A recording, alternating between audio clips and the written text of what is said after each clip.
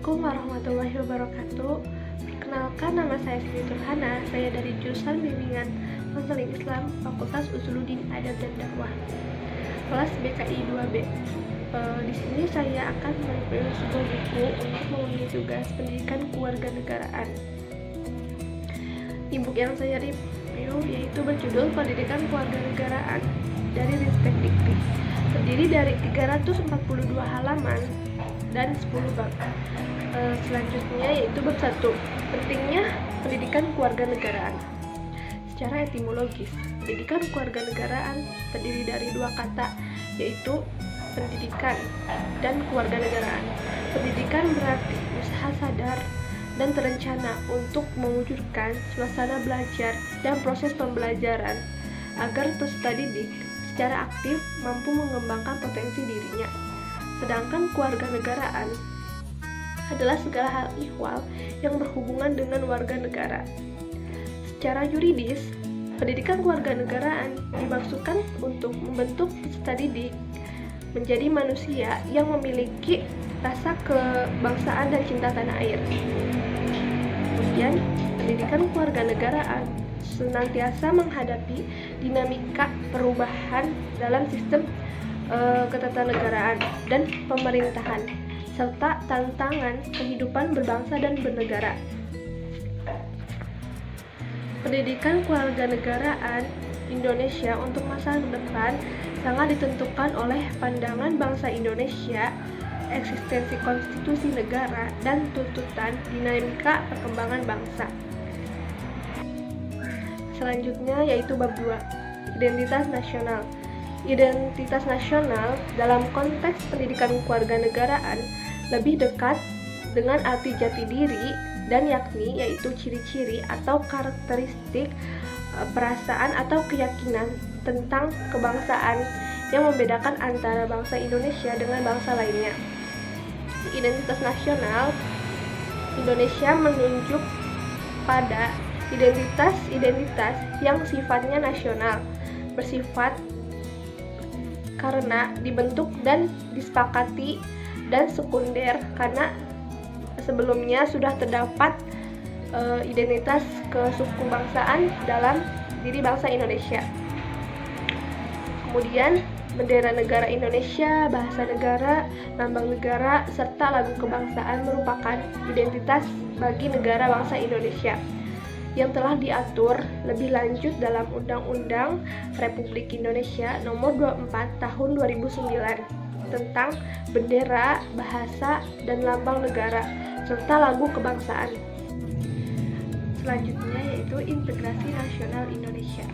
Integrasi nasional merupakan proses mempersatukan bagian-bagian, unsur-unsur, atau elemen-elemen yang terpisah dari masyarakat menjadi kesatuan yang lebih bulat sehingga menjadi satu bangsa.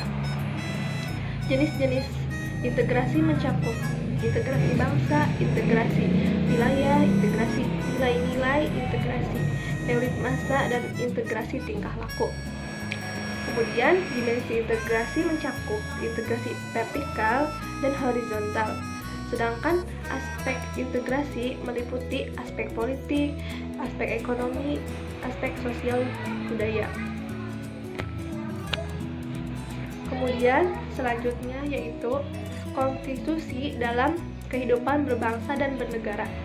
Dalam arti sempit, konstitusi merupakan suatu dokumen atau seperangkat dokumen yang berisi aturan-aturan dasar untuk menyelenggarakan negara. Sedangkan dalam arti luas, konstitusi merupakan peraturan baik tertulis maupun tidak tertulis. Konstitusi diperlukan untuk membatasi kekuasaan pemerintahan atau penguasa negara, membagi kekuasaan negara, dan memberi jaminan hak asasi manusia bagi warga negara. Kemudian, konstitusi mempunyai materi muatan-muatan tentang organisasi-organisasi negara, hak asasi manusia, prosedur mengubah undang-undang, kadang-kadang berisi larangan untuk mengubah sifat tertentu dari undang-undang dasar, cita-cita rakyat, dan asas-asas ideologi negara. Kemudian harmoni, kewajiban, dan hak negara dan warga negara. Hak adalah kuasa untuk menerima atau melakukan suatu yang semestinya diterima atau dilakukan melulu oleh pihak tertentu dan tidak dapat oleh pihak lain. Juga yang pada prinsipnya dapat dituntut secara paksa olehnya. Wajib adalah beban untuk memberikan sesuatu yang semestinya dibiarkan atau diberikan melulu oleh pihak tertentu, tidak dapat oleh pihak lain, yang pada prinsipnya dapat dituntut secara paksa oleh yang berkepentingan. Hak dan kewajiban warga negara dan negara Indonesia diatur dalam Undang-Undang Dasar Negara Republik Indonesia 1945, mulai pasal 27 sampai 34. Termasuk di dalamnya ada hak asasi manusia dan kewajiban dasar manusia. Pengaturan hak dan kewajiban tersebut bersifat garis besar yang penjabarannya dituangkan dalam suatu undang-undang. Selanjutnya, demokrasi bersumber Pancasila. Berdasar ideologinya, demokrasi Indonesia adalah demokrasi yang berdasar Pancasila.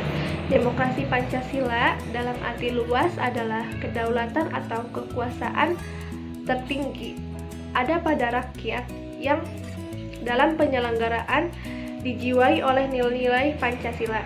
Demokrasi Pancasila dalam arti sempit adalah kedaulatan rakyat yang dilaksanakan menurut hikmat kebijaksanaan dalam permusyawaratan perwakilan. Selanjutnya yaitu menegakkan hukum yang berkeadilan.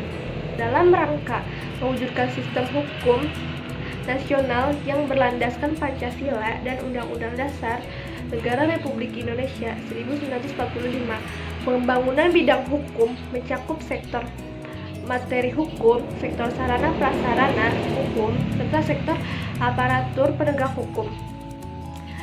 Aparatur hukum yang mempunyai tugas untuk menegakkan dan melaksanakan hukum antara lain lembaga kepolisian, kejaksaan, dan kehakiman.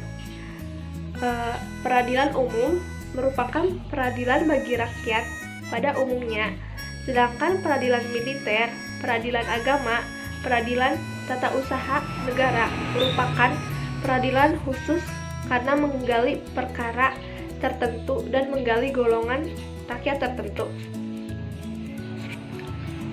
Selanjutnya yaitu wawasan Nusantara. Wawasan Nusantara bermula dari wawasan kewilayahan dengan dicetuskannya Deklarasi Juanda tanggal 13 Desember 1957.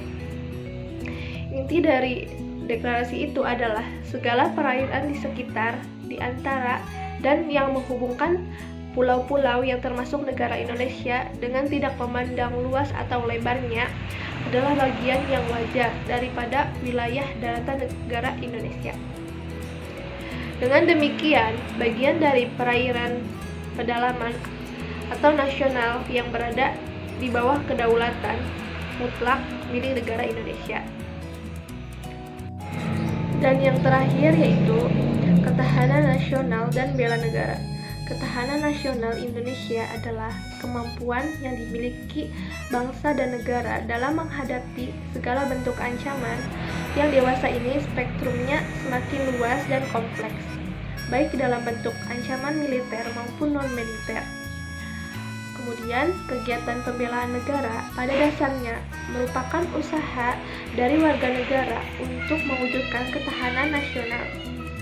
Bela negara adalah sikap dan tindakan warga negara yang teratur, menyentuh, terpadu, dan berlanjut yang dilandasi oleh kecintaan pada tanah air dan kesadaran hidup berbangsa dan bernegara.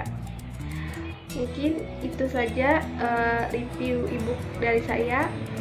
Kurang lebihnya mohon maaf. Wassalamualaikum warahmatullahi wabarakatuh.